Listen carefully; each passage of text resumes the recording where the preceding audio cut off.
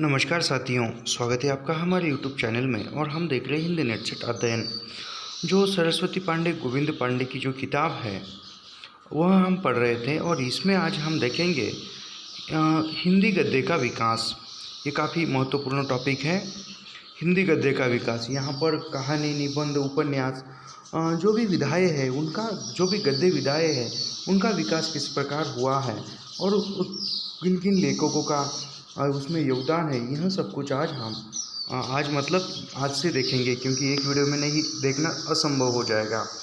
तो आधुनिक गद्यों में सबसे प्रथम जो है आद्यतन सूरी ने 778 में कुवलय माला नामक एक गद्य कृति की रचना की। यानी सबसे प्रथम गद्य कृति की रचना कौन सी है? तो आद्यतन सूरी ने 778 में कुवलय माला नामक गद्य कृति की रचना की। 10वीं-11वीं शताब्दी के आसपास रोड़ा कवि ने राउलवेल नामक एक ग्रंथ की रचना की। यानी कुवलय माला किसका है? तो आद्यतन सूरी का है 778 में। और 10वीं और 11वीं शताब्दी के आसपास रोड़ा कवि ने राउलवेल नामक एक ग्रंथ की रचना की। राउलवेल गद्य पद्य मिश्रित चंपू काव्य की प्राचीनतम हिंदी कृति है। यानी राउलवेल किस प्रकार का काव्य है? तो वह चंपू काव्य है, गद्य पद्य मिश्रित। यानी इसमें कुछ भाग जो कुछ अंश गद्य में लिखा हुआ है और कुछ अंश जो है पद्य में लिखा हुआ है, और वह एक चंपू काव्य है। कौन सा? राउलवेल एक शिलांकित कृति है। राउलवेल क्या है? एक शिलांकित कृति है। हिंदी साहित्य में नक्षिक वर्णन की श्रृंगार परंपरा का आरंभ राउलवेल से माना जाता है। यानी हिंदी साहित्य में जो नक्षिक वर्णन है या उस नक्षिक वर्णन में श्रृंगार वर्णन की जो परंपरा है, श्रृंगार परंपरा का आरंभ राउलवेल कृति से या 10वीं-11वीं शताब्दी से माना जाता है, राउलवेल ग्रंथ से। राउलवेल में हिंदी की 7 बोलियों के शब्द मिलते हैं, जिसमें राजस्थानी प्रधान है। एंड जो राउलवेल ग्रंथ है उसमें हिंदी की कितनी बोलियों के शब्द मिलते हैं? तो 7 बोलियों के शब्द मिलते हैं उसमें, 7 बोलियों के।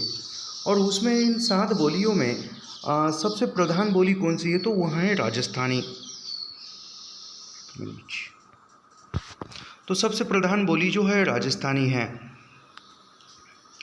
उक्ति व्यक्ति प्रकरण हिंदी का प्रथम गद्य का ग्रंथ है। यानी हिंदी का प्रथम गद्य ग्रंथ कौन सा है? तो उक्ति व्यक्ति प्रकरण, यह हिंदी का प्रथम गद्य ग्रंथ माना जाता है। उक्ति व्यक्ति प्रकरण की रचना महाराज गोविंद चंद्र के सभा पंडित दामोदर शर्मा ने 12वीं शताब्दी के आसपास की है। उक्ति व्यक्ति प्रकरण यह हिंदी का प्रथम गद्य ग्रंथ माना जाता है। और यह ग्रंथ जो है उक्ति व्यक्ति प्रकरण, इसकी रचना महाराज गोविंद चंद्र के सभा पंडित, यानी उनकी सभाओं में शामिल थे। कौन थे? दामोदर शर्मा। अभी यहाँ पर और एक प्रश्न बनता है कि दामोदर शर्मा किसके सभा पंडित या किसके राजकवि थे, किसके दरबार में थे या किसके आश्रय में थे? तो महाराज गोविंद चंद्र के थे। और दामोदर शर्मा का ग्रंथ कौन सा है? उक्ति व्यक्ति प्रकरण, वह हिंदी का प्रथम गद्य ग्रंथ माना जाता है। और इसकी रचना कब हुई है उक्ति व्यक्ति प्रकरण की? तो 12वीं शताब्दी में। 12वीं शताब्दी के आसपास उक्ति व्यक्ति प्रकरण की रचना दामोदर शर्मा ने की हुई है। उक्ति व्यक्ति प्रकरण एक व्याकरणिक ग्रंथ है। अभी उक्ति व्यक्ति प्रकरण यह किस प्रकार का ग्रंथ है? तो वह एक व्याकरणिक ग्रंथ है, व्याकरण का ग्रंथ है। उक्ति व्यक्ति प्रकरण एक व्याकरणिक ग्रंथ है। डॉक्टर हजारी प्रसाद द्विवेदी और डॉक्टर मोती चंद्र ने उक्ति व्यक्ति प्रकरण को अत्यंत महत्वपूर्ण कृति माना है, ग्रंथ माना है। यानी उक्ति व्यक्ति प्रकरण को महत्वपूर्ण ग्रंथ किसने माना है? हजारी प्रसाद द्विवेदी, डॉक्टर हजारी प्रसाद द्विवेदी और डॉक्टर मोती चंद्र ने। डॉक्टर मोती चंद्र और डॉक्टर हजारी प्रसाद द्विवेदी ने निम्नलिखित में से किस ग्रंथ को महत्वपूर्ण कृति माना है? तो उक्ति व्यक्ति प्रकरण को माना है, याद रखिए। आगे बढ़ते हैं। वर्ण रत्नाकर मैथिल कवि ज्योतिषोर ठाकुर की रचना है। यानी वर्ण रत्नाकर मैथिली कवि ज्योतिषोर ठाकुर की रचना है। यानी वर्ण रत्नाकर किसका ग्रंथ है? तो मैथिली कवि, यानी मैथिली भाषा के कवि ज्योतिषोर ठाकुर की रचना वर्ण रत्नाकर है। वर्ण रत्नाकर मैथिली हिंदी में रचित गद्य की प्रथम रचना है। यानी वर्ण रत्नाकर यह ग्रंथ जो है मैथिली भाषा में या मैथिली हिंदी में रचित प्रथम गद्य रचना कौन सी है? तो मैथिली हिंदी में रचित प्रथम गद्य रचना कौन सी है? तो वह है वर्ण रत्नाकर, जो ज्योतिषर ठाकुर की है। वर्ण रत्नाकर का ढांचा विश्वकोशात्मक है, यानी वर्ण रत्नाकर यह जो ग्रंथ है इसका ढांचा किस प्रकार का है? तो वह विश्वकोशात्मक है। वस्तुतः साहित्यिक हिंदी गद्य का क्रमबद्ध इतिहास 19वीं शताब्दी से प्रारंभ है।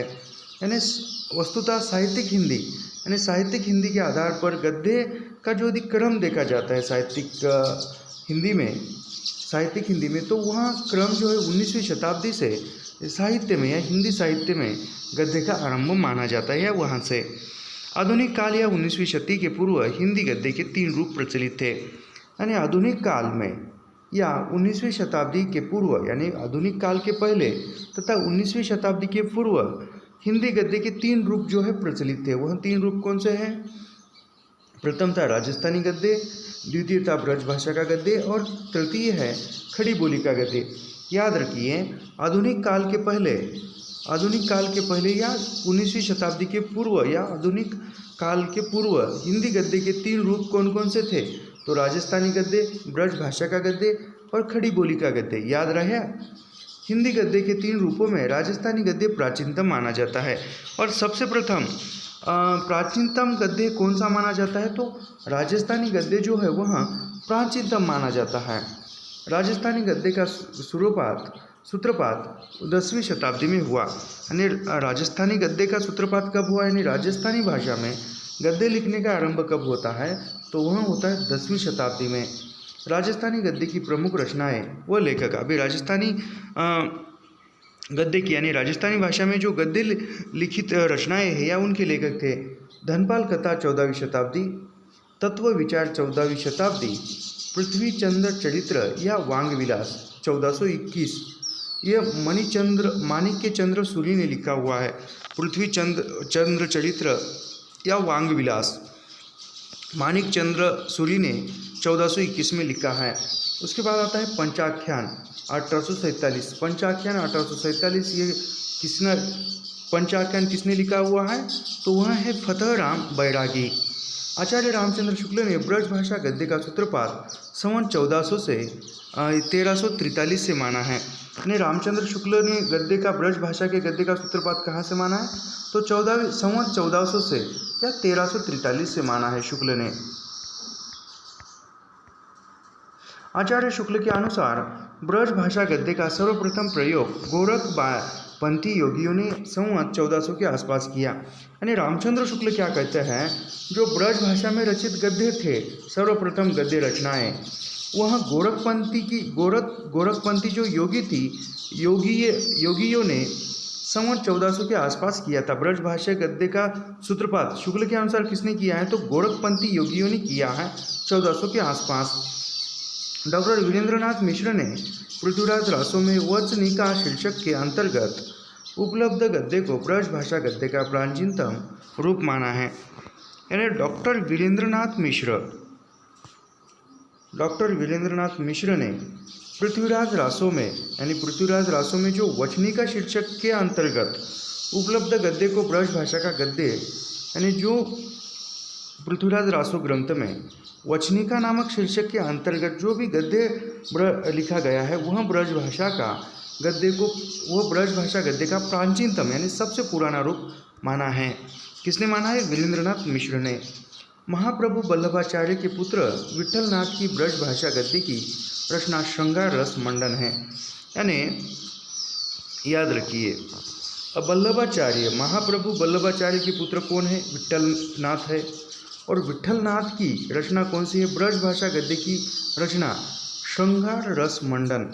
याद रखिए, वल्लभाचार्य के पुत्र का नाम क्या है? विट्ठलनाथ है। और विट्ठलनाथ की ब्रजभाषा गद्य की रचना कौन सी है? तो रस श्रृंगार मंडन है। याद रखिए, 3 प्रकार का प्रश्न यहाँ पर बनता है एक पंक्ति में। महाप्रभु वल्लभाचार्य के पुत्र का नाम क्या है? विट्ठलनाथ है। और विट्ठलनाथ की ब्रजभाषा की कृति कौन सी है? तो वह है श्रृंगार रस मंडन। विट्ठलनाथ की अन्य रचना कौन सी है?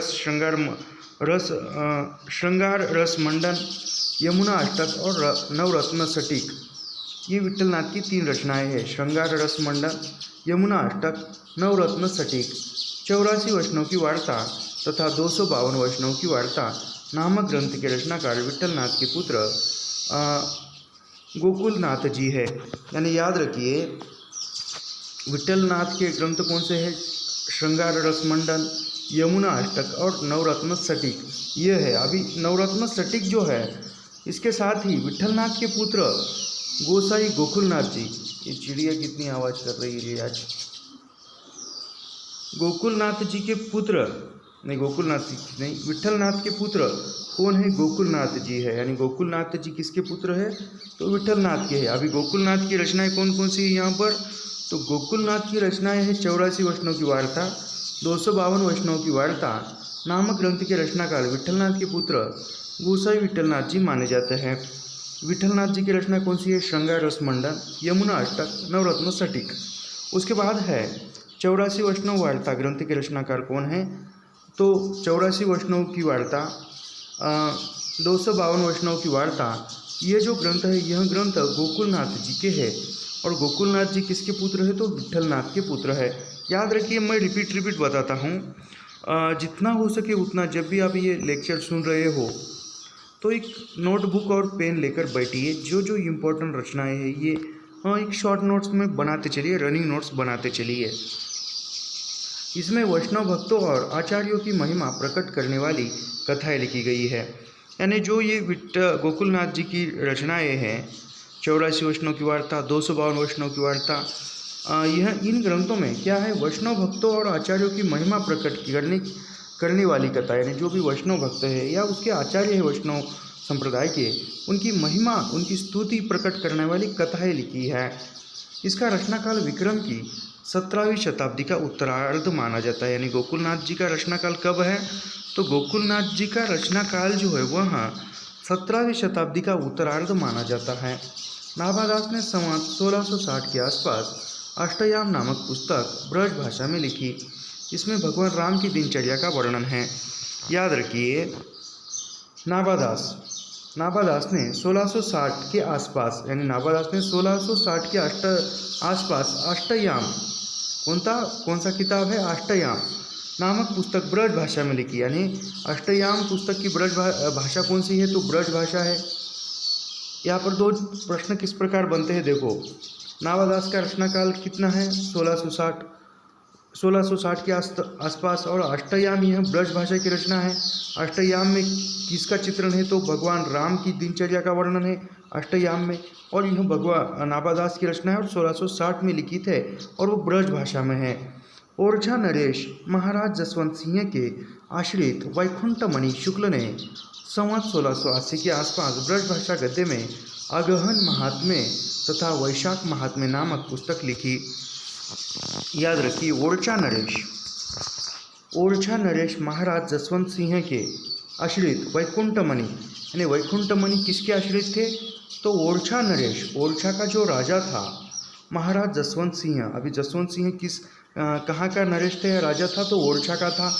और जसवंत सिंह का आश्रित कौन था कवि? तो वैकुंठमणि था। वैकुंठमणि शुक्ल ने 1680 के आसपास ब्रज भाषा गद्य में अगहन महात्म्य किसका है? तो वैकुंठमणि शुक्ल का है और एक ब्रज भाषा में है। किसके आश्रय में लिखा है वैकुंठमणि शुक्ल ने? तो जसवंत सिंह के। वैशाख यानी अगहन महात्म्य तथा वैशाख महात्म्य नामक पुस्तक लिखी। सुरती मिश्र ने संवत 1767 में बैताल पचीसी नामक पुस्तक की रचना की। इसके बाद सुरती मिश्र ने 1767 बैताल पचीसी, यानी सुरती मिश्र ने बैताल पचीसी की रचना 1767 में की है।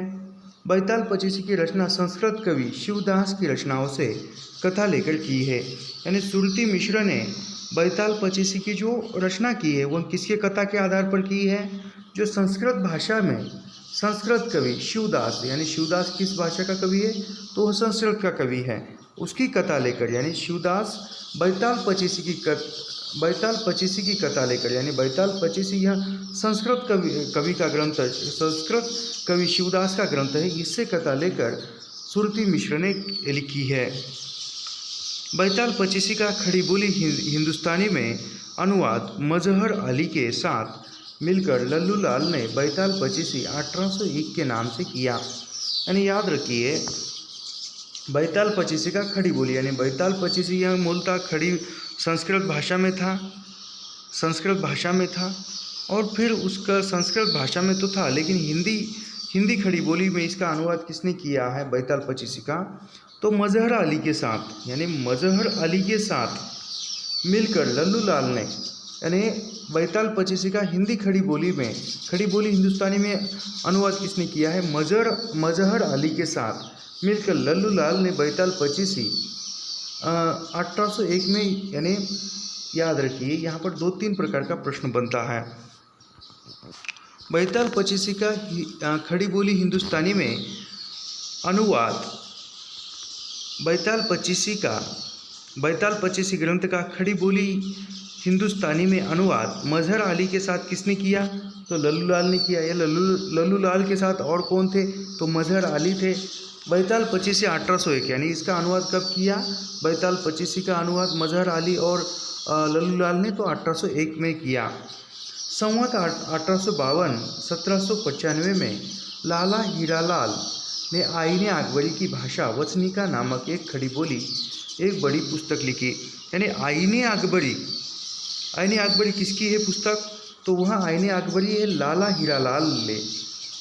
हीरालाल की किताब है आईने अकबरी। संवत 1852, यानी कब, 1852 में, संवत 1852 या ईस्वी सन 1795 में लाला हीरालाल ने आईने अकबरी की भाषा वचनिका, यानी आईने अकबरी किस भाषा का ग्रंथ है, तो वह आईने अकबरी है वचनिका भाषा का ग्रंथ।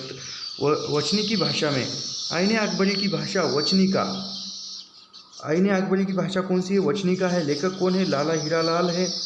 कब की है, ईस्वी सन 1795 में और संवत 1852 में। एक खड़ी बोली नामक एक बड़ी पुस्तक लिखी है, यानी बड़ी रचना है आईने अकबरी। दनकोर के निवासी प्रियादास ने 1779 में सेवक चरित्र गद्य ग्रंथ लिखा। यह राधा वल्लभीय संप्रदाय से संबंधित थे। यानी दनकोर के निवासी प्रियादास, दनकोर के निवासी कौन थे या प्रियादास कहाँ के निवासी थे, तो वह दनकोर के निवासी थे प्रियादास। इन्होंने 1779 में सेवक चरित्र के रचनाकार कौन है, तो प्रियादास है। सेवक चरित्र के रचनाकार प्रियादास है और ये गद्य ग्रंथ लिखा। और इस गद्य ग्रंथ में, यानी प्रियादास किस संप्रदाय के थे, तो प्रियादास राधा वल्लभीय संप्रदाय से संबंधित है प्रियादास। याद रखिए, प्रियादास किस संप्रदाय के, तो राधा वल्लभीय संप्रदाय से है। और इनका ग्रंथ कौन सा है, सेवक चरित्र है। सर कब लिखा है, तो 1779 में लिखा है। और ये कहाँ के निवासी थे प्रियादास, तो दनकौर के निवासी थे। लल्लू लाल ने राजनीति 1802 तथा माधव विलास 1817 नामक ब्रज भाषा गद्य पद्य मिश्रित ग्रंथ की रचना की। याद रखिए, और राजनीति 1802, यानी लल्लू लाल की जो रचना थी राजनीति, 1802 में राजनीति लिखी। उसके बाद माधव विलास 1817 में लिखी।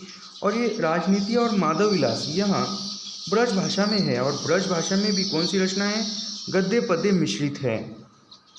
माधव विलास 19वीं शताब्दी के सामाजिक जीवन के स्वरूप चित्रण की दृष्टि से महत्वपूर्ण है। यानी माधव विलास जो लल्लू लाल का ग्रंथ है, वह माधव विलास लल्लू लाल का ग्रंथ में क्या है, तो 19वीं शताब्दी के सामाजिक, यानी 19वीं शताब्दी में के जो सामाजिक जीवन का स्वरूप चित्रण किया गया है, इसमें माधव विलास ग्रंथ ने लल्लू लाल ने 1817 में। माणिकलाल ओझा ने सन 1828 में सोमवंशीय की वंशावली नामक ब्रज भाषा गद्य में रचना की। यानी माणिकलाल ओझा, ये काफ़ी इम्पोर्टेंट नाम है, माणिकलाल ओझा। माणिकलाल ओझा ने 1828 में सोमवंशी की वंशावली किसकी रचना है, तो माणिकलाल ओझा की है, 1828 में लिखी है, नामक ब्रज भाषा गद्य में रचना की। यानी सोमवंश की वंशावली किस भाषा की रचना है, तो वह ब्रज भाषा की रचना है और ब्रज भाषा गद्य की रचना है। सोमवंश की वंशावली यह ब्रज भाषा गद्य की रचना है और यह माणिकलाल ओझा ने 1828 में इसकी रचना की है। खड़ी बोली गद्य का प्रारंभिक रूप दक्षिणी साहित्य में मिलता है, यानी खड़ी बोली का सबसे प्राचीन रूप कहाँ पे मिलता है? खड़ी बोली गद्य का खड़ी बोली गद्य का प्रारंभिक रूप दक्षिणी साहित्य में मिलता है। दक्षिणी यानी जो साउथ साइड जो थी वहाँ। दक्षिण के साहित्यकारों ने अपनी भाषा को हिंदी, हिंदवी, दक्षिणी, दहलवी, जबान, हिंदुस्तान आदि कई नामों से पुकारा है। याद रखिए, जो दक्षिण भाग के यानी साउथ, जो तेलंगाना, कर्नाटक, तमिलनाडु की ये जो साइट है, ये साइट के जो साहित्यकार थे उन्होंने अपनी भाषा को, यानी दक्षिण के साहित्यकारों ने अपनी भाषा को क्या कहा है? हिंदी, हिंदवी, दक्षिणी, दहलवी और जबान, हिंदुस्तान आदि कई नामों से पुकारा। यानी जो दक्षिण के जो साहित्यकार थे उन्होंने अपनी भाषा को हिंदी, हिंदवी, दक्षिणी, दहलवी, जबान, हिंदुस्तान ऐसे नामों से पुकारा है। दक्षिणी हिंदी के संबंध में प्रोफेसर एहतेशाम हुसैन ने लिखा है। अब ये काफ़ी इम्पोर्टेंट कथन है। दक्षिणी हिंदी के संबंध में, यानी जो दक्षिणी जो हिंदी थी उनके संबंध में प्रोफेसर एहतेशाम हुसैन ने लिखा है। प्रोफेसर एहतेशाम हुसैन क्या लिखते हैं दक्षिणी हिंदी के बारे में? इस भाषा में पंजाबी, हरियाणी और खड़ी बोली का मेल था। यह ब्रज भाषा के प्रभाव से भी बची नहीं थी, और सबसे बड़ी बात यह थी इस पारसी अरबी के अनेक शब्द भी सम्मिलित हो गए थे। इतिहास से पता चलता है कि आरंभ में उन्होंने उसी भाषा से यानी एहतेशाम हुसैन क्या कहते हैं, इस भाषा मतलब जो दक्षिणी भाषा थी उसमें, यानी दक्षिण की भाषा थी, इसमें पंजाबी, यानी इसमें किस भाषा के शब्द थे? पंजाबी, हरियाणवी, खड़ी बोली का मेल था। यानी एक मिनट,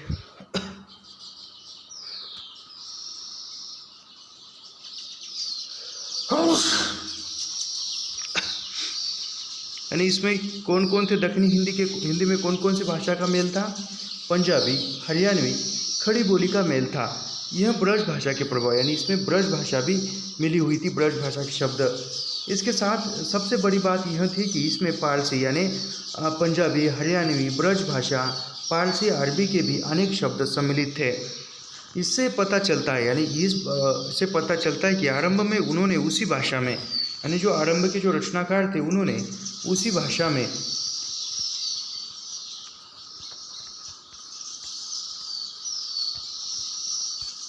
में साहित्य लिखा, दक्षिणी भाषा में।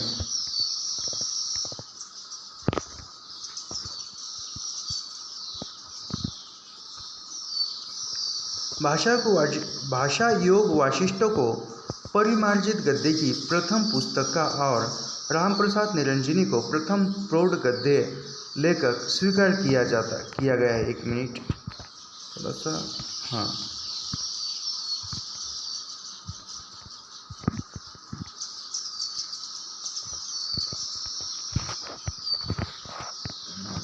कहाँ गया? ये चल रहा है, हम थोड़ा नीचे ही गए थे, ये फिर से पढ़ते हैं क्योंकि हाँ, दक्षिणी हिंदी के बारे में प्रोफेसर एहतेशाम हुसैन लिखते हैं कि इसमें मतलब दक्षिणी हिंदी में पंजाबी, हरियाणी, खड़ी बोली का मेल था। यह ब्रज भाषा के प्रभाव से भी बची नहीं थी, और सबसे बड़ी बात यह थी इसमें पारसी अरबी के अनेक शब्द भी सम्मिलित हो गए थे। इतिहास से पता चलता है कि आरंभ में उन्होंने उसी भाषा में, यानी आरंभ में मतलब प्रारंभिक दौर में इसी भाषा में काम चलाया। यहाँ तक कि वह उन्नति करके साहित्यकारों ने उसको कभी हिंदी, कभी ज़बान हिंदुस्तान, कहाँ दक्कनी कहकर पुकारा, यानी उस दक्षिण की भाषा को। दक्षिणी हिंदी के प्रथम गद्य लेखक, यानी दक्षिणी हिंदी के प्रथम गद्य लेखक कौन है? तो दक्षिणी हिंदी के प्रथम गद्य लेखकों में ख्वाजा बंदा नेवाज गेसुदराज, यानी ख्वाजा बंदा नेवाज का ही उपनाम है गेसुदराज। याद रखिए, दक्षिणी हिंदी के प्रथम गद्य लेखक कौन है? तो ख्वाजा बंदा नेवाज गेसुदराज। इसका समय जो है 1318 से 1422 को माना जाता है, यानी कहा जाए तो ख्वाजाबंदा नेवाज तथा गेसुदराज का जो समय है वह 1318 में जन्मे और 1422 में वो उसका मृत्यु हो गया। ख्वाजाबंदा नेवाज गेसुदराज की प्रथम रचना यानी ख्वाजाबंदा नेवाज गेसुदराज की प्रथम रचना प्रसिद्ध रचना कौन सी है तो मेराजुल अशकिन दक्षिणी गद्य की प्रथम पुस्तक मानी जाती है। यानी दक्षिणी गद्य की प्रथम पुस्तक कौन सी है तो दक्षिणी गद्य की प्रथम पुस्तक जो है वह मेराजुल अशकिन है, याद रखिए। इनकी अन्य कृतियाँ यानी ख्वाजाबंदा नेवाज की अन्य कृतियाँ कौन सी है शिकारनामा, तिलावतुल वजूद, हिदायतनामा, रिसाला सेहवाड़ा या 12 मासा, ये जो है ख्वाजाबंदा नेवाज की रचनाएं हैं। मिराजुल अशकिन में सूफी धर्म का उपदेश दिया गया है। यानी ख्वाजाबंदा नेवाज का जो मिराजुल अशकिन किस प्रकार का ग्रंथ है तो यहाँ सूफी धर्म का उपदेश दिया गया है। कुतुब मुश्तरी मुल्ला वजही की प्रमुख रचना है। कुतुब मुश्तरी किसकी रचना है तो वह मुल्ला वजही की प्रमुख रचना है। मुल्ला वजही ने 1335 में सबरस नामक ग्रंथ की रचना की, याद रखिए। बहुत गर्मी हो रही है हमारे यहाँ तो। मिराजुल अशकिन ये तो हुआ। कुतुब मुश्तरी मुल्ला वजही की प्रमुख रचना यानी कुतुब मुश्तरी किसकी रचना है प्रमुख, कुतुब मुश्तरी यह मुल्ला वजही की रचना है, बजही की रचना है। और मुल्ला वजही ने सन 1335 में सबरस नामक ग्रंथ की रचना की। यानी मुल्ला वजही की रचना कौन कौन सी, कुतुब मुश्तरी और सबरस का समय कितना है 1635। सबरस को उर्दू साहित्य की प्रथम गद्य रचना माना जाता है, याद रखिए। उर्दू साहित्य की प्रथम गद्य रचना कौन सी है तो सबरस है। सबरस में तवस्सुफ के सिद्धांतों को प्रतीकात्मक शैली में व्यक्त किया गया है। यानी जो सबरस ग्रंथ में जो तवस्सुफ के सिद्धांतों को प्रतीकात्मक शैली में व्यक्त किया गया है, किसने किया है तो कुतुब मुश्तरी नहीं मुल्ला वजही ने किया है। किस किताब में तो सबरस में। दक्षिणी हिंदी में कुलियाते कुली कुतुब शाह नामक एक बृहद काव्य की रचना मोहम्मद अली कुतुब शाह ने की है। यानी यहाँ पर और एक प्रश्न है, दक्षिणी हिंदी में कुलियाते कुली, याद रखिए कुलियाते कुली कुतुब शाह, दक्षिणी हिंदी में कुलियाते कुली कुतुब शाह नामक एक बृहद काव्य की रचना मोहम्मद अली कुतुब शाह ने की है। यानी कुलियाते कुली कुतुब शाह इसकी रचना दक्षिणी हिंदी में किसने की है तो मोहम्मद अली कुतुब शाह ने की है। हुसैन अली खां ने 1838 में 4 दरवेश का पारसी से दक्षिणी में अनुवाद किया। यानी हुसैन अली खां ने 1838 में कौन सी रचना 4 दरवेश पारसी की रचना, यानी 4 दरवेश मूलतः किस भाषा की रचना थी तो 4 दरवेश यह मूलतः फारसी भाषा की रचना थी। और इस फारसी भाषा की रचना 4 दरवेश का अनुवाद हुसैन अली ने दक्षिणी में किया, याद रखिए। 4 दरवेश का अनुवाद हुसैन अली खां ने अपने पुत्रों के लिए किया था। यानी 4 दरवेश का जो अनुवाद था फारसी भाषा से हुसैन अली ने जो 4 दरवेश नामक ग्रंथ था फारसी भाषा का, तो उसका दक्षिणी अनुवाद हुसैन अली ने किसके लिए किया, अपने पुत्रों के लिए किया था। आचार्य रामचंद्र शुक्ल ने खड़ी बोली गद्य का प्रारंभ अकबर के समय से गंग कवि द्वारा रचित चंद छंद वर्णन की महिमा से माना है। यानी यहाँ पर एक काफ़ी इम्पोर्टेंट कथन है।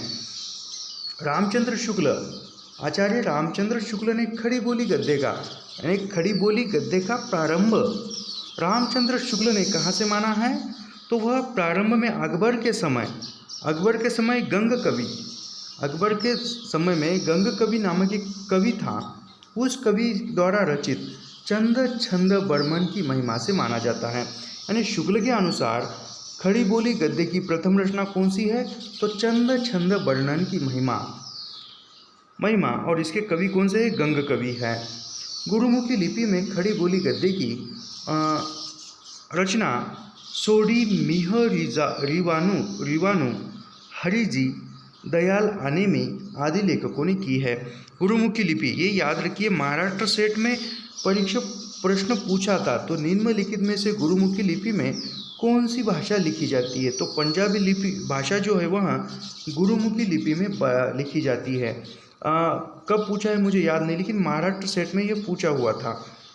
गुरुमुखी लिपि में खड़ी बोली गद्य की रचना सोडी मिहर रिवानु, गुरुमुखी लिपि में यानी मतलब पंजाबी भाषा में सोडी मिहर रिवानु हरिजी दयाल अनेमी आदि लेखकों ने की है। सोडी मिहर रिवानु 1581-1660, यानी ये सोडी मिहर रिवानु ये क्या है? तो ये वहाँ के लेखक है गुरुमुखी के, और इन्होंने 1581 से 1640 तक इसका समय है। सचु षंड पोथी लिखकर गुरुबानी की व्याख्या प्रस्तुत की है। यानी सोडी मिहर रिवानु इन्होंने सचु षंड पोथी किसकी रचना है? तो वो सोडी मिहर रिवानु की है। याद रखिए, इन्होंने यह लिखकर गुरुबानी की व्याख्या प्रस्तुत की है, जो गुरुबानी होती है उसकी। सोडी मिहर रिवानु के पुत्र हरि जी के 3 पुस्तकों की रचना की है। यानी हरि जी किसके पुत्र थे? तो हरि जी जो है वहाँ सोडी मिहर रिवानु के पुत्र थे हरि जी, और इस हरि जी के 3 किताब है। कौन कौन से हैं? सुषमनी सहनसरनामा परमार्थ, गोसट गुरु मिहर रिवानु तथा पोती हरि जी, यह हरि जी की 3 रचनाएं हैं। उसके बाद है दयालु अनेमी का जो समय है वह 1675 से 1781, यानी दयालु अनेमी का जन्म 1675 में होता है और इनकी मृत्यु 1721 में होती है। अभी दयालु अनेमी की रचनाएं जो है वह कौन सी है? अवगत उल्लास 1675, अष्टावक्र भाषा 1679, गीता भाषा 1721। यह जो है यह दयालु अनेमी की रचनाएं हैं। George Grierson, R.W. Fraser, Nalini Mohan Sanyal प्रभृति विद्वान आधुनिक साहित्यिक खड़ी बोली का आविष्कार सर्वप्रथम गिलक्राइस्ट की अध्यक्षता में लल्लूलाल तथा सदर मिश्र द्वारा मानते हैं। याद रखिए, काफ़ी इंपॉर्टेंट है, परीक्षा में पूछा जा सकता है। George Grierson, R.W. Fraser, Nalini Mohan Sanyal प्रभृति विद्वान, यानी इन विद्वानों ने आधुनिक साहित्यिक खड़ी बोली यानी आधुनिक साहित्यिक खड़ी बोली का आविष्कार सर्वप्रथम गिलक्राइस्ट की अध्यक्षता में लल्लूलाल तथा सदल मिश्र द्वारा बताते हैं। यानी George Grierson, R.W. Fraser, Nalini Mohan Sanyal प्रभृति विद्वान, यह जो विद्वान हैं आधुनिक साहित्यिक खड़ी बोली का आविष्कार कहाँ से मानते हैं? तो गिलक्राइस्ट की अध्यक्षता में लल्लूलाल तथा सदल मिश्र द्वारा मानते हैं। यह सन 1800 में मथुरा प्रसाद शुक्ल ने पंचांग दर्शक नामक ज्योतिष ग्रंथ की रचना की। यानी सन 1800 में मथुरा प्रसाद शुक्ल ने पंचांग दर्शन किसकी रचना है? तो मथुरा प्रसाद शुक्ल की है। कब लिखी है? तो 1800 में लिखी है। ज्योतिष ग्रंथ की रचना की। संवत 1818 तथा ईस्वी सन 1761 में पंडित दौलतराम ने हरिसेनाचार्यकृत जैन पद्म पुराण का भाषानुवाद किया। याद रखिए, यहाँ पर संवत 1818 और इसमें ईस्वी सन 1761 में पंडित दौलतराम ने हरिसेनाचार्यकृत जैन पद्म पुराण का भाषानुवाद किया। यानी जैन पद्म पुराण का भाषानुवाद किसने किया? तो पंडित दौलतराम ने किया। और पद्म पुराण यह किसका ग्रंथ था? तो हरिसेनाचार्य का था। रामचंद्र शुक्ल ने विक्रम संवत 1798-1741 में रचित, यानी यहाँ पर रामचंद्र शुक्ल क्या करते हैं? विक्रम संवत 1798 विक्रम संवत, और फिर इसमें ईस्वी सन क्या होगा इसका? 1741 में रचित भाषा योग वाशिष्ठ भाषा योग वाशिष्ठ को परिमार्जित गद्य की प्रथम पुस्तक और रामप्रसाद निरंजनी को प्रथम प्रौढ़ गद्य लेखक स्वीकार किया। यानी रामचंद्र शुक्ल क्या कहते हैं, रामचंद्र शुक्ल ने भाषा योग वाशिष्ठ को यानी भाषा योग वाशिष्ठ को परिमार्जित गद्य की प्रथम पुस्तक और रामचंद्र शुक्ल के अनुसार परिमार्जित गद्य की प्रथम पुस्तक कौन सी है, तो भाषा योग वाशिष्ठ है। और इसके रचनाकार और प्रथम गद्य लेखक कौन है, तो रामप्रसाद निरंजनी है शुक्ल के अनुसार। भाषा योग वाशिष्ठ की भाषा मूलतः पंजाबी ब्रज भाषा मिश्रित खड़ी बोली है। यानी भाषा योग वाशिष्ठ ये जो ग्रंथ है इसमें कौन सी भाषा का है, मूलतः पंजाबी ब्रज भाषा मिश्रित खड़ी बोली की है। मुंशी सदासुख लाल ने खड़ी बोली में सुख सागर की रचना विष्णु पुराण के आधार पर की। यानी मुंशी सदासुख लाल ने खड़ी बोली में सुख सागर की रचना यानी सुख सागर की रचना खड़ी बोली में किसने की है, मुंशी सदासुख लाल ने की है। और ये विष्णु पुराण ग्रंथ के आधार पर की है। खड़ी बोली गद्य को एक साथ आगे बढ़ाने वाले 4 महानुभाव हुए। यानी खड़ी बोली गद्य के विकास में या खड़ी बोली हिंदी को आगे बढ़ाने वाले 4 महानुभाव तथा 4 विद्वान हुए। उसमें कौन से हैं, मुंशी सदासुखलाल नियाज, सैयद इंशाअल्लाह खां, लल्लू लाल तथा सदल मिश्र। याद रखिए ये क्रम पूछा जाता है।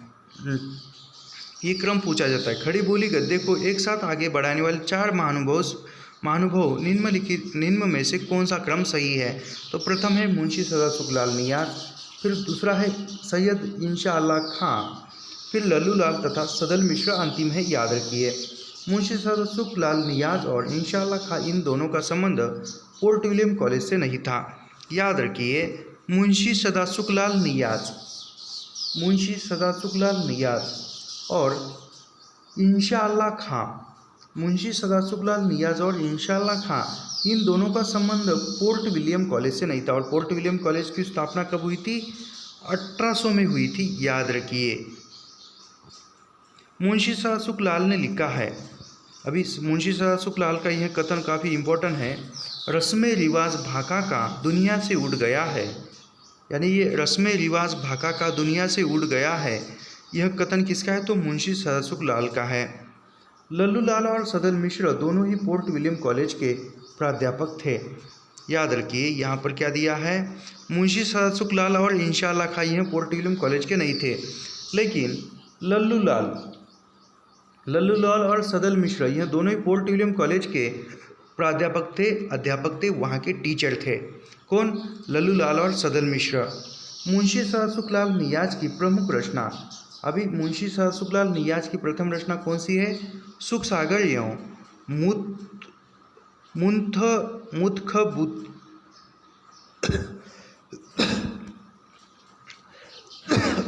थोड़ा तबीयत सर्दी हो रही है। मुंशी सदासुखलाल नियाज की रचनाएं जो है वह सुख सागर एवं मुंतखबूत वारिख, यह जो है मुंशी सदासुखलाल की रचनाएं हैं। इंशाअल्लाह खां ने रानी केतकी की कहानी की रचना सन 1798 तथा 1803 के मध्य की है। यानी इंशाअल्लाह खां ने रानी केतकी की कहानी किसकी रचना है, तो इंशाअल्लाह खां की है। इसकी रचना इंशाअल्लाह खां ने कब की है, तो 1798 और 1803 के मध्य की है। रानी केतकी की कहानी को उदयभान चरित नाम से भी जाना जाता है। यानी रानी केतकी की कहानी का ही दूसरा नाम क्या है, तो उदयभान चरित है। रानी केतकी की कहानी का ही दूसरा नाम क्या है, तो उदयभान चरित है। रानी केतकी की कहानी से सर्वप्रथम खड़ी बोली गद्य साहित्य में लौकिक श्रृंगारमय प्रेमाख्यान परंपरा का सूत्रपात हुआ। याद रखिए रानी केतकी की कहानी से सर्वप्रथम खड़ी बोली गद्य में, यानी सर्वप्रथम खड़ी बोली गद्य में रानी केतकी की कहानी से ही गद्य साहित्य में लौकिक श्रृंगारमय प्रेमाख्यान परंपरा का सूत्रपात हुआ।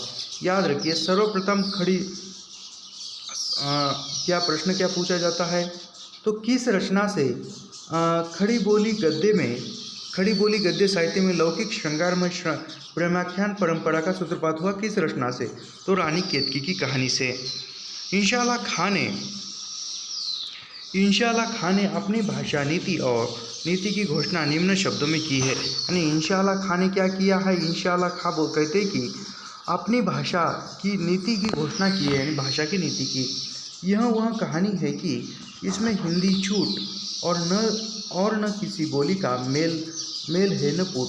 यानी कहा जाए तो इसका अर्थ क्या, ये रानी केतकी के बारे में इंशाल्लाह खां लिखते हैं, यह वह कहानी है इसमें हिंदी छूट और न किसी बोली का मेल है न पुट। यानी इसमें हिंदी छूटी नहीं है और ना ही किसी अन्य भाषा के शब्द आए हुए हैं। शैली की दृष्टि से रानी केतकी की कहानी हास्य प्रधान है। यानी शैली की दृष्टि से देखा जाए तो रानी केतकी की कहानी किस प्रकार की है, तो हास्य प्रधान है। इंशाल्लाह खां की भाषा सबसे, याद रखिए, इंशाल्लाह खां की जो भाषा की रचना की वह भाषा सबसे चटकीली, मटकीली, अलंकृत, किस्सा गोई शैली, मुहावरेदार और चलती है। याद रखिए, चटकीली, मटकीली, अलंकृत, किस्सा गोई शैली, मुहावरेदार और चलती भाषा निम्नलिखित में से किस रचनाकार की है, तो वह इंशाल्लाह खां की है। याद रखिए, रानी केतकी की कहानी हिंदी की पहली मौलिक लिखित गद्य कथा है। यानी हिंदी की पहली मौलिक लिखित गद्य रचना, यानी हिंदी की पहली मौलिक लिखित गद्य रचना कौन सी है, तो रानी केतकी की कहानी है। याद रखिए, इंशा ने अपनी भाषा को 3 प्रकार के शब्दों से मुक्त करने की प्रतिज्ञा की।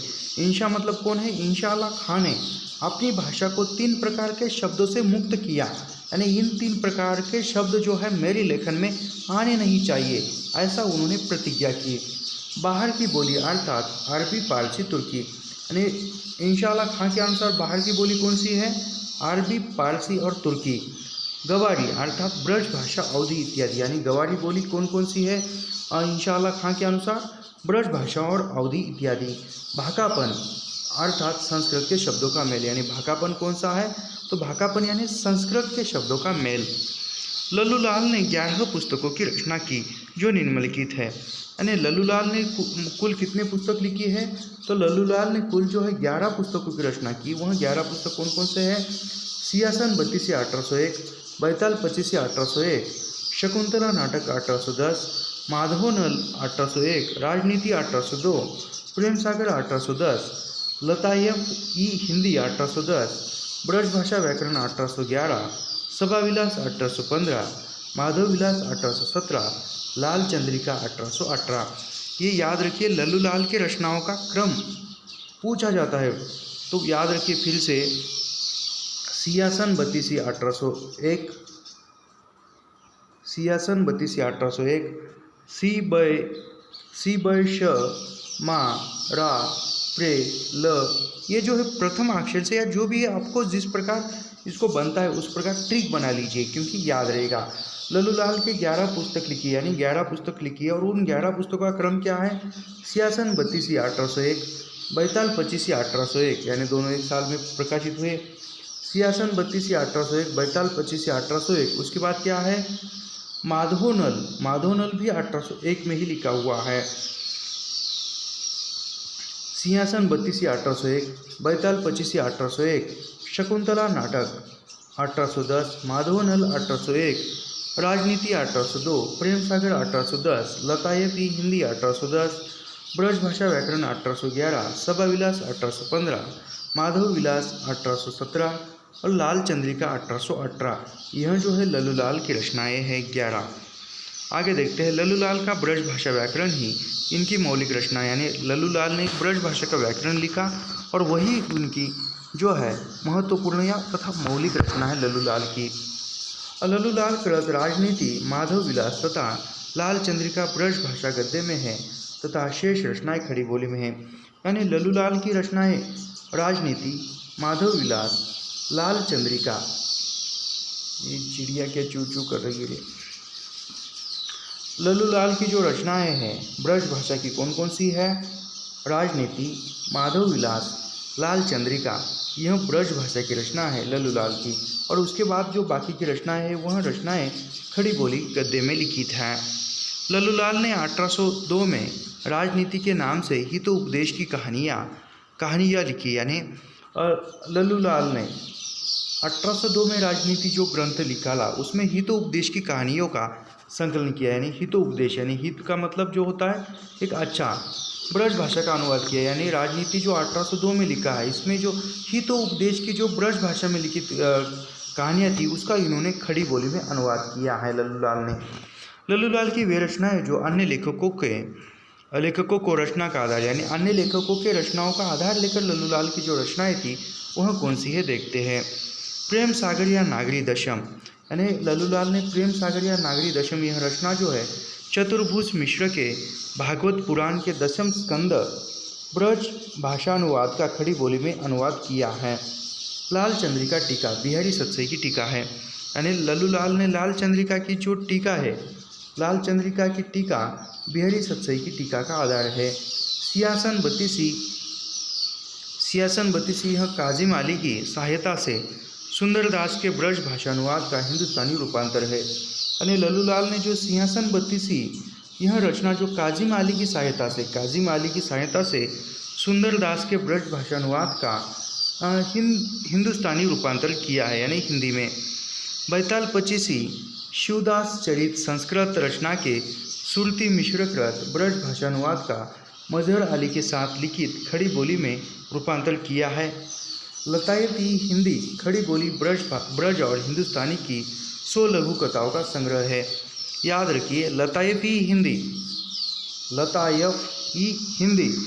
यह खड़ी बोली ब्रज और हिंदुस्तानी की 100 लघु कथाओं का संकलन है। कौन सा? लतायती हिंदी। माधव विलास ब्रज भाषा में लिखा गया चंपू है, यानी माधव विलास यह ब्रज भाषा में लिखा हुआ एक चंपू काव्य है माधव विलास। भाषा कायदा ब्रज भाषा व्याकरण है, यानी भाषा कायदा यह क्या है? तो भाषा विलास यह ब्रज भाषा व्याकरण है। लल्लूलाल उर्दू को यामिनी भाषा कहते हैं, यानी उर्दू को यामिनी भाषा किसने कहा है? तो लल्लूलाल ने कहा है। इन्होंने प्रेम सागर की रचना करते समय यामिनी भाषा को छोड़ने की बात कही थी, यानी लल्लूलाल ने उर्दू भाषा को यामिनी भाषा कहा है। ऐसा भी प्रश्न बनता है, लल्लूलाल ने यामिनी भाषा किस भाषा को कहा है? तो उर्दू भाषा को कहा है। याद रखिए, लल्लूलाल ने उर्दू को यामिनी भाषा कहते थे। इन्होंने प्रेम सागर की रचना, यानी प्रेम सागर की रचना करते हुए लल्लूलाल ने यामिनी भाषा को छोड़ने की बात कही थी, यानी उर्दू भाषा को छोड़ने की बात कही थी। आचार्य शुक्ल ने लिखा है, अभी शुक्ल का कथन काफ़ी महत्वपूर्ण है। शुक्ल लिखते हैं कि लल्लूलाल की भाषा कृष्ण उपासक व्यासों की सी ब्रज रंजित खड़ी बोली है, यानी आचार्य शुक्ल लिखते हैं कि लल्लूलाल की जो भाषा थी वह भाषा कृष्ण उपासक व्यासों की सी ब्रज रंजित खड़ी बोली भाषा थी। यह शुक्ल का कथन लल्लूलाल के बारे में है।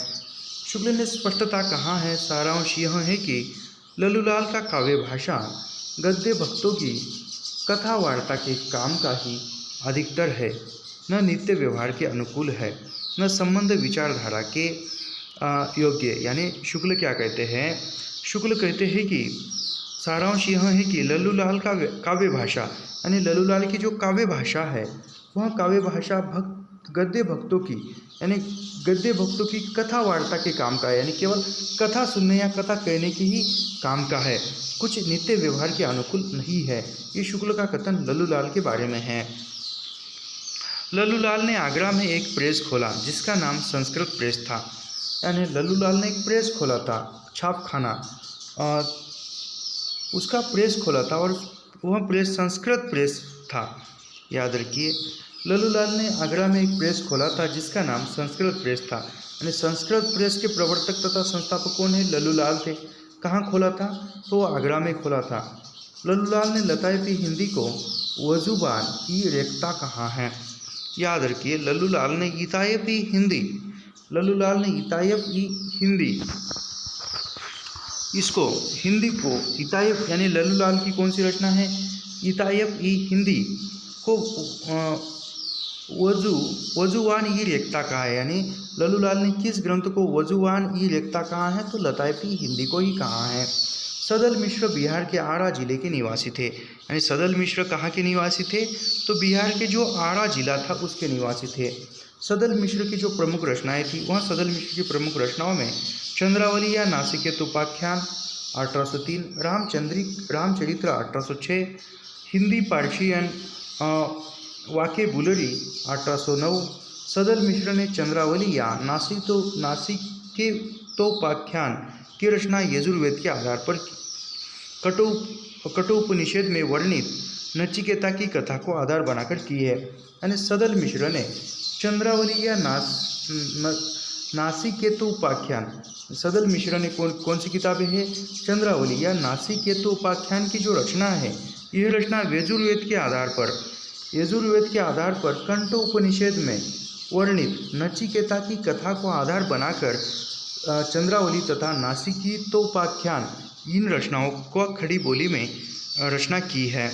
सदल मिश्र ने रामचरित्र की रचना अध्यात्म रामायण के आधार पर की है। यानी सदल मिश्र ने रामचरित्र की जो रचना थी वह अध्यात्म रामायण के आधार पर की है। रामचरित्र की रचना सदल मिश्र की भाषा पूर्वी बन लिए हुए व्यावहारिक खड़ी बोली है। यानी सदल मिश्र की भाषा की बात करते हैं तो पूर्वी बन लिए हुए व्यावहारिक खड़ी बोली है। महत्व की दृष्टि से डॉक्टर श्याम सुंदर ने हिंदी गद्य के प्रारंभिक आचार्यों को निम्न क्रम में रखा है। यानी डॉक्टर श्याम सुंदर के अनुसार जो मुख्यतः प्रारंभिक हिंदी खड़ी बोली के जो आचार्य थे उनका क्रम बताया है। सबसे प्रथम है इंशाअल्लाह खां। पहले वो दिल्ली के निवासी थे और बाद में लखनऊ के निवासी हुए। इंशाअल्लाह खां सदल मिश्र पहले बिहार में रहते थे, आरा जिले में, बाद में शाहाबाद घुवडिया में गए। फिर लल्लू लाल आगरा में है, सदासुख लाल यह दिल्ली में है। यानी डॉक्टर श्याम सुंदर दास के अनुसार डॉक्टर श्याम सुंदर दास के अनुसार खड़ी क्या है, प्रारंभिक जो गद्य के आचार्य थे वह गद्य के आचार्यों का क्रम है। सबसे प्रथम क्या है, इंशाअल्लाह खां, सदल मिश्र, लल्लू लाल और सदासुख लाल। यह जो है यह डॉक्टर श्याम सुंदर दास के अनुसार यह क्रम गद्यों लेखकों का या आचार्यों का क्रम है। इंशाअल्लाह खां, सदल मिश्र, लल्लू लाल और सदासुख लाल।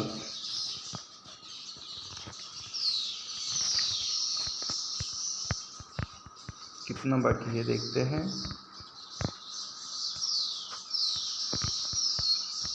लगभग 50 मिनट हो गए हैं। यहाँ पर हम रुकते हैं क्योंकि इधर कॉलेज का भी काम है। अभी तो छुट्टियाँ लगने वाली है लेकिन इधर भी जाना पड़ता है, तो यहाँ पर हम रुकते हैं। ऐसे ही अध्ययन करने के लिए हमारे चैनल को सब्सक्राइब कीजिए, लाइक कीजिए और शेयर करना मत भूलिए। थोड़ा सा रहता है तो 1-2 पेज देखेंगे। देखते हैं, 1 मिनट। 1 2 चलो देखते हैं, थोड़ा सा ही बचा है, देखते हैं क्योंकि थोड़ा सा बचा है तो बाद में वो नाटकों से प्रारंभ होगा। महत्व की दृष्टि से आचार्य रामचंद्र शुक्ल ने हिंदी, यानी रामचंद्र शुक्ल प्रारंभिक 4 आचार्यों को गद्य के प्रवर्तक मानते हैं। वह कौन से हैं? शुक्ल के अनुसार सदासुख लाल, इंशाअल्लाह खां, लल्लू लाल और सदल मिश्र। यानी शुक्ल कौन से गद्य के प्रवर्तक मानते हैं? तो सदासुख लाल, इंशाअल्लाह खां, लल्लू लाल और सदल मिश्र। महत्व की दृष्टि से बच्चन सिंह ने हिंदी गद्य के प्रारंभिक 4 आचार्यों को निम्नलिखित क्रम है। यहाँ पर क्या है, जो बच्चन सिंह जो है वह 4 आचार्यों का क्रम कौन सा मानते हैं? सदासुख लाल, सदल मिश्र, इंशाअल्लाह खां और लल्लू लाल। यानी याद रखिए, शुक्ल ने अंतिमतः सदल मिश्र को माना है, बच्चन सिंह ने अंतिमतः किसको माना है? लल्लू लाल को माना है। खड़ी बोली गद्य के 4 महानुभावों की भाषिक विशेषता, यानी खड़ी बोली हिंदी के जो 4 महानुभाव हुए, 4 आचार्य हुए, उनकी भाषा की विशेषता। मुंशी सदासुख लाल की भाषा की विशेषता क्या है? संस्कृत मिश्रित हिंदी या शिष्ट बोलचाल की भाषा सदासुख लाल की। इंशाअल्लाह खां की भाषा कैसी थी? चटकीली, मटकीली, मुहावरेदार और चलती भाषा थी। यानी इंशाअल्लाह खां की भाषा कैसी थी? चटकीली, मटकीली और मुहावरेदार। लल्लू लाल की भाषा कैसी है? कृष्ण उपासक व्यासों की सी ब्रज रंजित खड़ी बोली है। सदल मिश्र की भाषा की विशेषता है पूर्वीवन लिए हुए व्यावहारिक खड़ी बोली है सदल मिश्र की। अभी यहाँ पर काफ़ी इम्पोर्टेंट है, पोर्ट विलियम कॉलेज की स्थापना 1800 में मार्किवास वेल्जली ने की है। यानी पोर्ट विलियम कॉलेज की स्थापना कब हुई है? 1800 में हुई है। पोर्ट विलियम कॉलेज की स्थापना सन 1800 में हुई है और किसने की है? मार्किवास वेल्जली ने किया था। गिलक्राइस्ट का पूरा नाम डॉक्टर जॉन बॉर्थविक गिलक्राइस्ट था। यानी गिलक्राइस्ट का पूरा नाम क्या है? तो गिलक्राइस्ट का पूरा नाम जो था डॉक्टर जॉन बार्थविक गिलक्राइस्ट, यह गिलक्राइस्ट का पूरा नाम था। गिलक्राइस्ट ने 19 ग्रंथों की रचना की थी। गिलक्राइस्ट ने कुल कितनी रचनाएं लिखी थी? तो 19 रचनाएं लिखी थी। इनकी प्रमुख कृति ये डिक्शनरी ऑफ इंग्लिश एंड हिंदुस्तानी है। यानी गिलक्राइस्ट की प्रमुख रचना कौन सी है गिलक्राइस्ट की? तो गिलक्राइस्ट की प्रमुख रचना थी a dictionary of English and Hindustani. Gilchrist ने अपनी पुस्तक a grammar of the Hindustani language में हिंदी, उर्दू, रेख्ता और हिंदुस्तानी को समानार्थी माना है। यानी गिलक्राइस्ट की एक पुस्तक है, गिलक्राइस्ट की एक पुस्तक कौन सी है? ये grammar of the Hindustani language. ये grammar of the Hindustani language में हिंदी, उर्दू, रेख्ता, यानी हिंदी, उर्दू, रेख्ता और हिंदुस्तानी यह समानार्थी यानी एक ही अर्थ में है। ऐसा गिलक्राइस्ट ने किस किताब में कहा? ये grammar of the Hindustani language में कहा।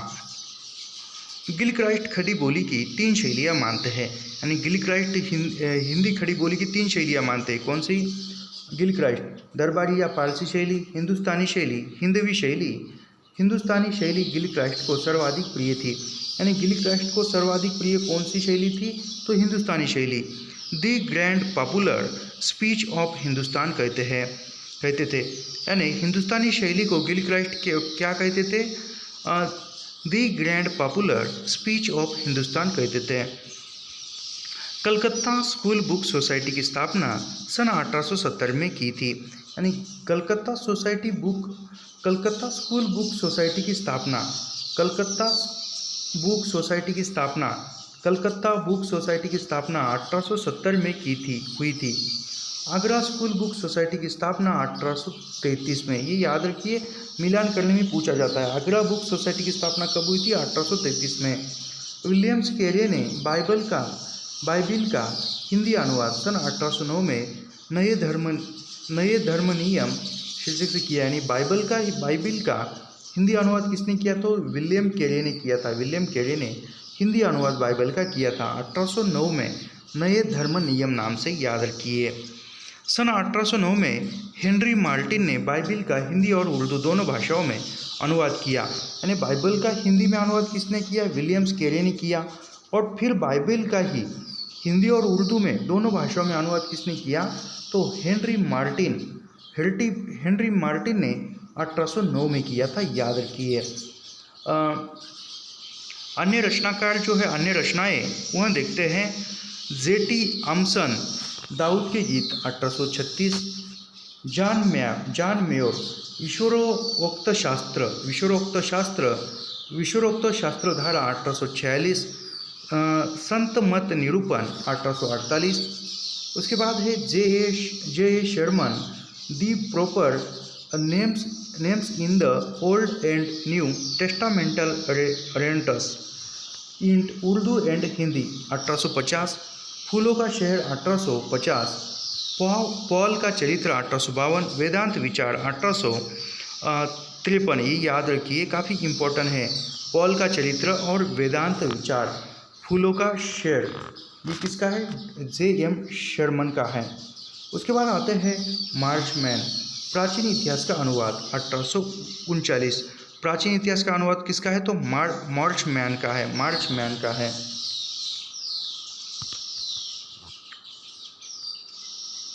पंडित रतनलाल कथासार, यानी पंडित रतनलाल का कौन सा ग्रंथ है? कथासार। कब का है वह? 1839। स्वामी दयानंद सरस्वती ने, ये काफ़ी इम्पोर्टेंट है, ये 2 दृष्टिकोण से इम्पोर्टेंट है। जो हमारी इकाई 4 है वैचारिक पृष्ठभूमि, उसके दृष्टिकोण से भी ये इम्पोर्टेंट है। स्वामी दयानंद सरस्वती ने 1874 में सत्यार्थ प्रकाश की रचना खड़ी बोली में की। यानी सत्यार्थ प्रकाश किसकी रचना है? स्वामी दयानंद सरस्वती की है, 1874 में लिखी हुई है। पंडित मदन मोहन मालवीय ने अथक प्रयत्न से सन 1900 में कचहरियों में नागरी की प्रतिष्ठा हुई। यानी पंडित मदन मोहन मालवीय ने प्रयत्न किए और फिर जाके सन 1900 में कचहरियों में नागरी, यानी कचहरी मतलब जो न्यायालय की में नागरी यानी हिंदी की ये हुई। दयानंद के अनुयायी हिंदी को आर्य भाषा कहते थे। यानी किसके अनुयायी हिंदी को आर्य भाषा कहते थे? तो दयानंद के अनुयायी। हिंदी भाषा की प्रथम पत्रिका उदंत मातरण का प्रकाशन 30 मई 1826 को हुआ, यानी उदंत मातरण। हिंदी की प्रथम पत्रिका कौन सी थी? तो उदंत मातरण थी। उदंत मातरण हिंदी की प्रथम पत्रिका थी। 30 मई 1826 को इसका प्रकाशन हुआ। और इसका प्रकाशन कहाँ से हुआ? कानपुर निवासी जुगल किशोर, यानी संपादक कौन थे उदंत मातरण के? तो पंडित जुगल किशोर थे। उदंत मातरण साप्ताहिक पत्रिका थी, यानी उदंत मातरण जब प्रारंभ हुई थी किस प्रकार की पत्रिका थी? तो साप्ताहिक पत्रिका थी, जो कलकत्ता से निकलती थी, यानी सबसे प्रथम कहाँ से निकलती थी? कलकत्ता से। उदंत मातरण में खड़ी बोली का मध्य देशीय भाषा के नाम से उल्लेख किया गया, यानी खड़ी बोली को मध्य देशीय भाषा नाम से उल्लेख किस पत्रिका में हुआ? तो उदंत मातरण में ही हुआ। उदंत मातरण के प्रकाशन दिन को आधार मानकर 30 मई को राष्ट्रीय हिंदी पत्रकारिता दिवस मनाया जाता है, यानी उदंत मातरण का प्रकाशन जो है 30 मई 1826 को हुआ हिंदी का, तो इसके आधार पर ही राष्ट्रीय हिंदी पत्रकारिता दिवस कब मनाया जाता है? तो 30 मई को मनाया जाता है। कलकत्ता से 1854 में हिंदी का पहला दैनिक पत्र समाचार सुधावर्षन, यानी हिंदी की पहली प्रथम पत्रिका कौन सी थी? तो उदंत मातरण थी। और दैनिक पत्र कौन सा था? तो समाचार सुधावर्षन, कलकत्ता से 1854 में श्याम सुंदर सेन के संपादकत्व में, यानी इसके समाचार सुधावर्षन के संपादक कौन थे? तो श्याम सुंदर सेन थे, याद रखिए। अभी प्रारंभिक समय में जो समाचार पत्र थे और उसके संपादक जो थे वह हम देखते हैं, ये काफ़ी इम्पोर्टेंट है। उदंत मातरण के जो संपादक थे, उदंत मातरण के संपादक जुगल किशोर, 1826 साप्ताहिक था और वो कलकत्ता से निकलती थी। बंगदूत, बंगदूत का संपादक कौन करता था? बंगदूत के संपादक थे राजा राम मोहन राय, 1829 साप्ताहिक था ये भी, और ये भी कलकत्ता से निकलता। प्रजामित्र 1834 में निकलता था और ये भी साप्ताहिक और कलकत्ता से ही निकलता था। बनारस अखबार, बनारस अखबार का संपादक राजा शिव प्रसाद सिंह थे, 1845 साप्ताहिक था और वो काशी से निकलता था। उसके बाद मातरंड, मातरंड क्या है? इसके संपादक मोहम्मद नासिरुद्दीन थे, 1846 में निकलता था और ये साप्ताहिक कलकत्ता से ही निकलता था। उसके बाद है मालवा अखबार। मालवा अखबार प्रेम नारायण द्वारा संपादित होता था, 1849, और ये साप्ताहिक मालवा से ही निकलता था। उसके बाद है सुधाकर, बाबू तारा मोहन मित्र, 1850 साप्ताहिक काशी से निकलता था सुधाकर। उसके बाद है बुद्धि प्रकाश, बुद्धि प्रकाश यह मुंशी सदासुख लाल के संपादक में निकलता था, 1852 में साप्ताहिक पत्र था और आगरा से निकलता था। उसके बाद है समाचार सुधावर्षन, श्याम सुंदर सेन संपादक थे, 1854 में निकलता था, दैनिक पत्र था और कलकत्ता से प्रकाशित होता था। उसके बाद है प्रजा हितैषी, प्रजा हितैषी राजा लक्ष्मण सिंह के संपादक में था, 1855 में था और ये आगरा से निकलता था। उसके बाद है जगतदीप, जगतदीप भास्कर, जगतदीप भास्कर यह मोहम्मद नासिरुद्दीन संपादक थे, 1846 में निकलता था और यह कलकत्ता से प्रकाशित होता था। उसके बाद है लोकमित्र ईसाई मशनरी, लोकमित्र के संपादक कौन थे? तो ईसाई मशनरी थे। अवध अखबार उर्दू, यानी यह क्या था? लोकमित्र अवध अखबार उर्दू, और ये मिशनरी ईसाई मशनरी के अंडर में था, 1863 में, और ये भी आगरा से, आगरा लखनऊ से निकलता था। नहीं, ये अलग है। उसके बाद है ज्ञानदायिनी पत्रिका, ज्ञानदायिनी पत्रिका के संपादक नवीन चंद्र राय थे, 1867 में था, मासिक था और ये पंजाब से निकलती थी ज्ञानदायिनी पत्रिका। तत्वबोधिनी पत्रिका 1865, तत्वबोधिनी पत्रिका 1865 में निकलती थी बरेली से। उसके बाद है वृत्तांत विलास 1867, वृत्तांत विलास 1867 मासिक पत्रिका थी और जम्मू से निकलती थी।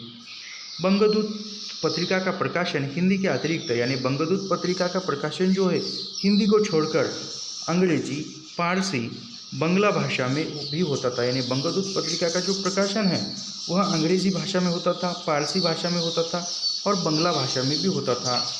बनारस अखबार के विरोध में तारामोहन मित्र ने सुधाकर पत्रिका का प्रकाशन किया, यानी बनारस अखबार के विरोध में, यानी उसके विरोध में या उसका प्रतिस्पर्धी बोलकर तारामोहन मित्र ने सुधाकर पत्रिका का प्रकाशन किया।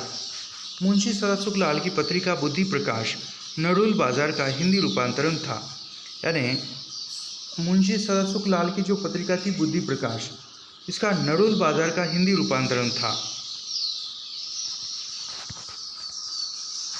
पंडित बंशीधर ने आगरा से उर्दू का एक पत्र निकाला था, यानी उर्दू का पत्र, जिसके हिंदी कालम का नाम भारत खंडामृत था। यानी पंडित बंशीधर ने आगरा से एक पत्रिका निकाली थी जो उर्दू में थी, और उसका हिंदी कॉलम का नाम क्या था, तो भारत खंडामृत, तथा उर्दू कॉलम का नाम था आबे हयात और भारत खंडा अमृत। ये किस पत्रिका के कॉलम थे, तो यह किस पत्रिका के कॉलम थे, हिंदी उर्दू का एक पत्र निकाला था। गारसाद तासी एक फ्रांसीसी विद्वान थे जो पेरिस में हिंदुस्तानी या उर्दू के अध्यापक थे। यानी गारसाद तासी एक फ्रांसीसी विद्वान है, फ्रांस के विद्वान थे। कौन? गारसाद तासी फ्रांस के विद्वान थे, और इन्होंने पेरिस में हिंदुस्तानी मतलब हिंदी या उर्दू के प्राध्यापक थे, अध्यापक थे। तासी ने सन 1863 में हिंदुस्तानी साहित्य का इतिहास पुस्तक की रचना की। यानी तासी मतलब कौन है? गारसाद तासी। इन्होंने 1836 में हिंदुस्तानी साहित्य का इतिहास पुस्तक की रचना की। गारसाद तासी उर्दू भाषा के कट्टर समर्थक थे, यानी तासी जो है उर्दू भाषा के समर्थक थे, जिसके कारण वे हिंदी को एक भद्दी बोली कहते थे। यहाँ पर रुकते ही है, चलो नहीं तो 1 मिनट थोड़ा सा बचा है, लेते हैं। यानी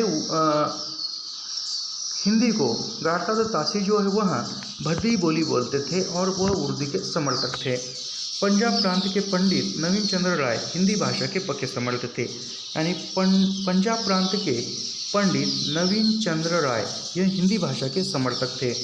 विद्या की उन्नति के लिए नवीन चंद्र राय ने लाहौर में अंजुमन लाहौर सभा की स्थापना की।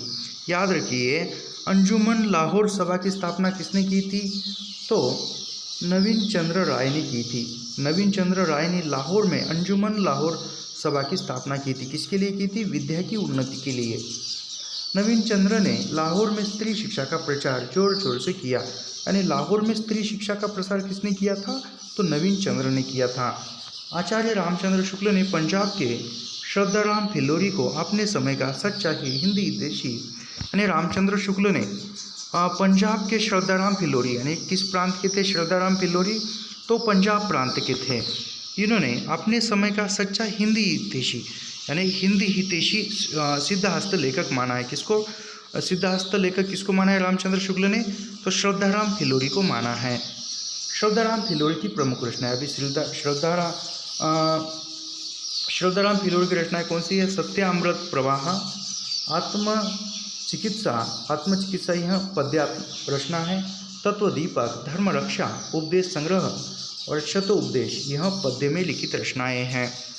श्रद्धाराम फिल्लोरी ने प्रसिद्ध आरती, यानी प्रसिद्ध आरती श्रद्धाराम फिल्लोरी ने लिखी हुई ओम जय जगदीश हरे, ओम जय जगदीश हरे। ये जो आरती है यह श्रद्धाराम फिल्लोरी ने लिखी हुई है, आज भी प्रसिद्ध है। राजा शिवप्रसाद सितारे हिंद, राजा शिवप्रसाद सितारे हिंद का जन्म जो है 1823 में हुआ और इनकी मृत्यु 1895 में हुई। भारतेंदु के गुरु थे। यानी राजा शिवप्रसाद सितारे हिंद यह किसके गुरु थे? तो यह भारतेंदु के गुरु थे। राजा शिवप्रसाद सितारे हिंद 1856 में शिक्षा विभाग के इंस्पेक्टर नियुक्त हुए। शिक्षा विभाग के इंस्पेक्टर मतलब जो है वह शिक्षा अधिकारी। राजा शिवप्रसाद सिंह की महत्वपूर्ण रचना, यानी राजा शिवप्रसाद सिंह की महत्वपूर्ण रचनाएं कौन सी थे? राजा भोज का सपना, आलसियों का कोड़ा, इतिहास तिमिर नाशक, मानव धर्मसार, वीर सिंह का वृत्तांत, उपनिषद सार, भूगोल हस्तमलक, वामा मनोरंजन, वर्णमाला, स्वयंबोध, विद्यांकुर, भाषा का इतिहास लेख, गुटका, हिंदुस्तान के पुराने राजाओं का हाल, सिक्कों का उदय और अस्त, यह राजा शिवप्रसाद सिंह की रचनाएं हैं। आगे बढ़ते हैं। राजा शिवप्रसाद सिंह के संबंध में शुक्ल ने लिखा है, यानी रामचंद्र शुक्ल शिवप्रसाद सिंह के बारे में लिखते हैं। प्रारंभ काल से ही वे ऐसी हिंदी के पक्षपाती थे जिसमें सर्वसाधारण के बीच प्रचलित अरबी पारसी शब्दों का स्वच्छंद प्रयोग हो, यानी जो बोलचाल की भाषा थी उन बोलचाल की भाषाओं में जो अरबी फारसी के शब्द का स्वच्छंद रूप से प्रयोग हो रहा है, ऐसी भाषा के समर्थन करने वाले राजा शिवप्रसाद सितारे हिंद थे। शुक्ल के अनुसार राजा शिवप्रसाद सिंहकृत गुटखा एक संग्रह पुस्तिका है, यानी गुटखा एक संग्रह पुस्तिका है। यह स्कूली विद्यार्थियों के लिए शिक्षा लिखी थी, यानी स्कूली विद्यार्थियों के लिए लिखी हुई कौन सी पुस्तक थी राजा शिवप्रसाद सिंह की? तो गुटखा थी। राजा लक्ष्मण सिंह 1826-1896, यानी राजा लक्ष्मण सिंह का जन्म कब हुआ? 1826 में हुआ। ये कौन थे? तो ये संस्कृत निष्ठ हिंदी के समर्थक थे, यानी संस्कृत निष्ठ हिंदी के समर्थक थे राजा लक्ष्मण सिंह। फिर राजा लक्ष्मण सिंह ने कालिदास के 3 ग्रंथों का हिंदी में अनुवाद किया, यानी राजा लक्ष्मण सिंह ने जो कालिदास के 3 ग्रंथ थे उन 3 ग्रंथों का हिंदी में अनुवाद किया है। कौन कौन से थे? शकुंतला 1862, रघुवंश 1878, मेघदूत 1882। इसका राजा लक्ष्मण सिंह ने जो कालिदास के ग्रंथ थे इसका हिंदी में अनुवाद किया है। राजा लक्ष्मण सिंह ने रघुवंश के गद्यानुवाद के प्राकथन में लिखा है, यानी राजा लक्ष्मण सिंह जो रघुवंश का जो अनुवाद कर रहे थे, गद्यानुवाद किया, उसके प्राकथन में या भूमिका में लिखा है, हमारे मत में हिंदी और उर्दू 2 बोली न्यारी है। यानी लक्ष्मण सिंह क्या करते हैं? उर्दू और हिंदी क्या है? अलग अलग बोली है। हिंदी इस देश के हिंदू बोलते हैं, यानी हिंदी कौन बोलते हैं? इस देश के हिंदू बोलते हैं। उर्दू यहाँ के मुसलमान और पारसी पढ़े हुए हिंदुओं की बोलचाल की भाषा है। यानी लक्ष्मण सिंह क्या कहते हैं यहाँ पर? जो हिंदी जो है वहाँ यहाँ के हिंदुस्तानी लोग बोलते हैं और उर्दू यहाँ के मुसलमान लोग बोलते हैं, और पारसी भाषा कौन बोलता है? जो हिंदू यहाँ के जो पढ़े लिखे हिंदू है वहाँ और पारसी भाषा बोलते हैं। ये लक्ष्मण सिंह का कथन है। भारत में हुए सांस्कृतिक जागरण, यानी भारत में जो सांस्कृतिक जागरण हुए धार्मिक तथा सामाजिक सुधार से संबंधित, यानी धार्मिक और सामाजिक सुधार से संबंधित जो भी परिवर्तन हुआ, जो भी सामाजिक सुधार हुआ, उसके प्रवर्तक या संस्थापक और इसका वर्ष यहाँ पर हम देखते हैं। ये बहुत बार परीक्षा में पूछा जाता है। ब्रज भाषा की स्थापना कब हुई? 1828 में हुई। इसके संस्थापक कौन थे? तो राजा राम मोहन राय थे। ये याद रखिए, परीक्षा में पूछा जाता है मिलान करने के लिए। ब्रज भाषा 1800 ब्रह्म समाज, याद रखिए, ब्रह्म समाज की स्थापना कब हुई? 1828 में हुई। और इसके प्रवर्तक कौन थे या संस्थापक कौन थे? राजा राम मोहन राय थे। तत्वबोधिनी सभा की स्थापना कब हुई? 1839। तत्वबोधिनी सभा 1839 में स्थापित हुई और इसके संस्थापक कौन थे? तो देवेंद्रनाथ ठाकुर थे। प्रार्थना समाज की स्थापना 1867 में हुई और इसके संस्थापक केशव चंद्र सेन के संयोग से राणा डे, आत्माराम और देवेंद्रनाथ। याद रखिए, प्रार्थना समाज 1867 में स्थापित हुआ और यह केशव चंद्र के संयोग से राणा डे और आत्माराम देवेंद्रनाथ के इस पे हुआ। फिर उसके बाद आता है वेद समाज की स्थापना 1867 में होती है और इसकी संस्थापक केशव चंद्र सेन थे। सत्यशोधक समाज 1873, सत्यशोधक समाज की स्थापना 1873 में हुई और यह जो है इसके संस्थापक ज्योतिबा फुले, यानी महात्मा ज्योतिबा फुले। ये ज्योतिबाई हुआ लेकिन महात्मा ज्योतिबा फुले है। आर्य समाज की स्थापना 1875 में हुई, दयानंद सरस्वती ने की। थियोसोफिकल सोसाइटी की स्थापना 1882 में हुई और इसकी प्रवर्तक कौन थे? तो ब्लाटवस्की एवं कर्नल अलकाट, ये इसके संस्थापक थे। फिर उसके बाद है रामकृष्ण मिशन की स्थापना 1897 में हुई और स्वामी विवेकानंद ने इसकी स्थापना की, रामकृष्ण मिशन की। तो यहाँ पर हम रुकते हैं और ऐसे ही अध्ययन करने के लिए हमारे चैनल को सब्सक्राइब कीजिए, लाइक कीजिए और शेयर करना मत भूलिए। मिलते हैं नेक्स्ट वीडियो में। धन्यवाद।